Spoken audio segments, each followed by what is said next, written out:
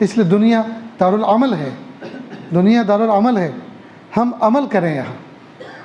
عمل سے مراد تعویذ گنڈے کا عمل نہیں، عمل سے مراد جس وقت اللہ پاک کا جو حکم ہماری طرف متوجہ ہو اس وقت اس حکم کو پورا کریں۔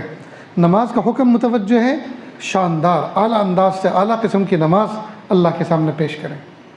رمضان کے مہینے میں روزے کا حکم اللہ کا متوجہ ہے تو عظمتوں کے ساتھ، محبتوں کے ساتھ بھوک پیاس کو اللہ کی محبت میں برداشت کریں۔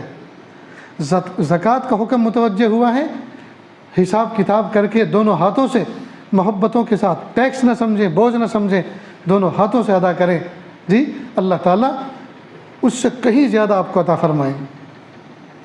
حج کا موقع ہے، حج کا حکم متوجہ ہوا ہے، اللہ نے صاحب حیثیت بنایا ہے، حج کے پیسے دیں، بہترین انداز سے حج کریں، چوم چوم کے جھوم جھوم کے طواف کریں، جی شان کے ساتھ طواف کریں، شان کے ساتھ حج عمرہ کریں۔ غرض یہ کہ دوستو، جس وقت میرے پیارے اللہ نے جو حکم ہمیں دیا ہے اس وقت اس حکم کو جی احسن طریقے سے ادا کرنے والے بنیں۔